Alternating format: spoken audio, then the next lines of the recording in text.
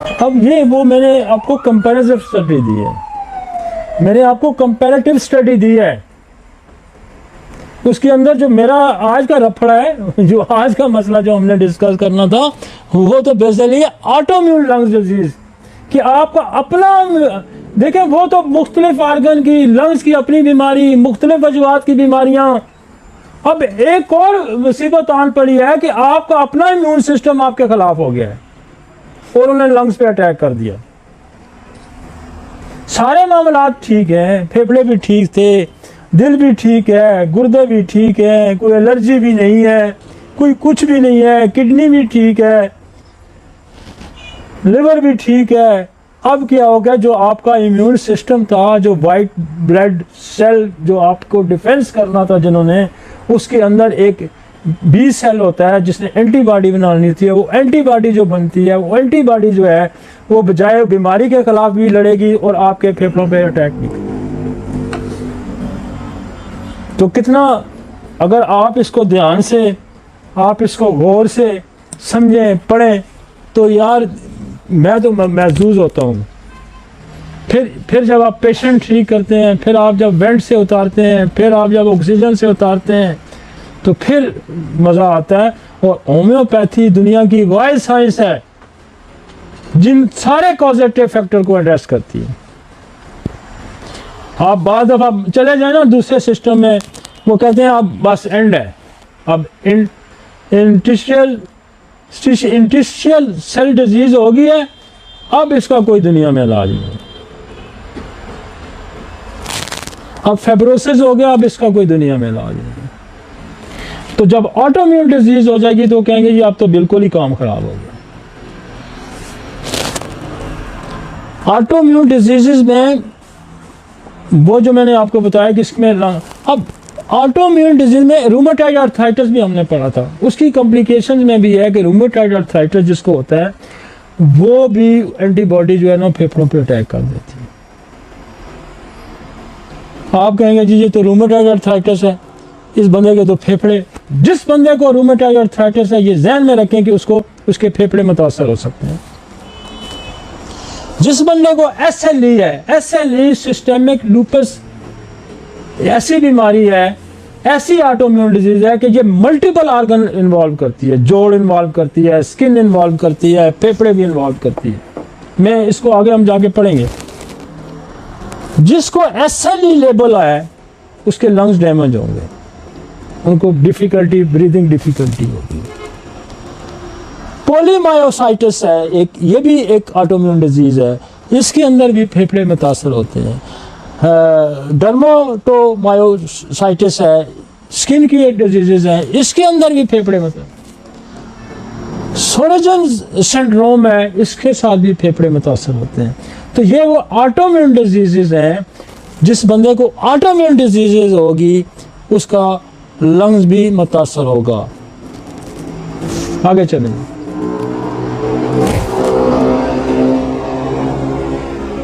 और अजब causative factor खत्म नहीं हुए। जिस बंदे ने कीमोथेरेपी ली, हिस्ट्री में कैंसर था, उसने कीमोथेरेपी ली, उसके साथ भी ऑटोइम्यून लंग डिजीज हो सकता है। उसका फेफड़ा किसने खराब कर दिया? कीमोथेरेपी ने खराब कर दिया।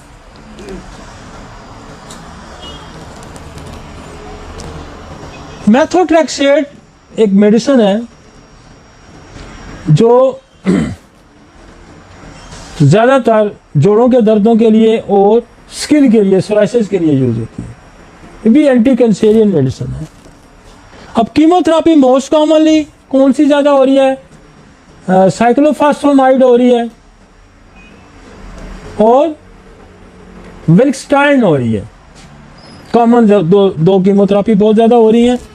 और ये हमारे पास जो कीमोथेरेपी से लोग ख़राब हुए हुए आते हैं, हमने ये दोनों दवाइयाँ जो है ना, ये एलोपैथी की पोटेंटाइज होके आ गई हैं, हमारे पास है, हम इसको यूज़ करते हैं। साइक्लोफॉस्फेमाइड होगी और विल्कस्टाइन होगी, जिसकी लिस्ट हमने आगे दी हुई है। लेकिन यहाँ मैं आपको ये बता रहा हूँ कि ये कॉजेटिव फैक्टर में है कि ये ड्रग कॉजेटिव फैक्टर है। ये ड्रग कॉजेटिव फैक्टर है जिसने फेफड़ों को मुतासर करना है। उसके बाद देखें मेथोट्रेक्सेट है, मेथोट्रेक्सेट भी हमारी पोटेंसी में आई हुई है, हम उनको देते हैं। इसलिए इम्यूनोडोरोन है, मैक्रोबाइड है, ये वो कॉजेटिव फैक्टर है, ड्रग कॉजेटिव फैक्टर, जैसे नक्सोमिका है, पल्स है, एलोज है, ठीक है ना। वो कहता है आपने मरीज का देखना कि इसका काम क्या करता है। ऑक्यूपेशनल इन्वायरमेंटल प्रॉब्लम भी है। एक बंदा केमिकल किसी ऐसे कारखाने में, जैसे सीमेंट के धुएं के कारखाने में, किसी एब्स्टॉस से बनती हैं उसके कारखानों में काम करते हैं, किसी गैस में, फ्यूम में से, तो भी इसके लंग्स खराब हो रहे हैं। ये जो लोग ये घरों में रंग करते हैं, ये पॉलिश करते हैं, इन कारखानों में काम करते हैं, केमिकल्स के कारखानों में, उसका ऑक्यूपेशनली रीजन भी आपने जानना है। ये जो गाड़ियों का रंग करते हैं, स्प्रे मार होते हैं, तो सारा रंग ही अंदर जा रहा होता है, उसके फ्यूम जा रहे होते हैं, तो आप उसको नहीं जज करेंगे। इसलिए जब आप केस टेकिंग आप लिखते हैं, आप जब लिखते हैं, नाम क्या है, वालिद का नाम क्या है, एज क्या है, रहते कहाँ हैं, करते क्या हैं, ये इंटरनेशनली एक स्टैंडर्ड है कि आपने उसका प्रोफेशन पूछना है, उसका एड्रेस पूछना है, उसका नाम पूछना है, उसकी उम्र पूछनी है, उसके वालिद का नाम इसलिए पूछना है कि कल दूसरा मरीज हो तो कहीं ना हो कि आप नूरे की दवाई एक और नूरे को दे दें, तो ये भी डिफ्रेंशिएट करना होता है। What is your name, what is your वालिद नाम, सेक्स डिटरमिन भी करना होता है, मेल एंड फीमेल, ये 2-4 चीज़ें तो ऊपर ही लिखी होती हैं। पेशे का पूछना बड़ा जरूरी है। अक्सर लोग जो है ये जो स्प्रे करते हैं घरों में, मच्छर मारने वाले दूसरे, इससे लोगों की डेथ हो जाती है। तो उसका प्रोफेशन जानना बड़ा ज़रूरी है। और इस प्रोफेशन की वजह से आपके पास हमारा एक ऐसा सब्जेक्ट है होम्योपैथी का, ऐसा मटीरियल मेडिकल है हमारा होम्योपैथी का, हमारा इतना अच्छा थेराप्यूटिक्स है होम्योपैथी का, इन सारी कॉजेटिव फैक्टर पे हमारे पास मेडिसिन है।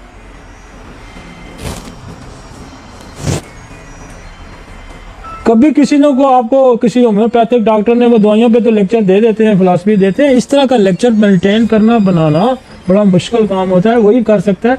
दुनिया में सबसे मुश्किल काम है, या जो लेक्चर देते हैं उनकी प्रैक्टिस कोई नहीं, और जिनकी प्रैक्टिस है वो लेक्चर नहीं देते,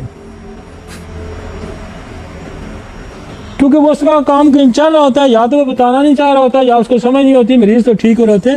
लेकिन टीचिंग वो बंदा कर सकता है जिसका थ्योरेटिकल नॉलेज भी है, जिसका प्रैक्टिकल नॉलेज, वो आपको सही समझा सकता है, उसके जरिए आप समझ सकते हैं। तो ये चूंकि हम तो रोज की हमारी प्रैक्टिस है, हम तो इस तरह करते हैं। ये मैं नहीं क्लेम करता कि मैं बहुत अच्छा लेक्चर देता हूँ, लेकिन मेरा लेक्चर सारा साइंटिफिक ही होता है, थ्योरेटिकल भी होता है, प्रैक्टिकल भी होता है।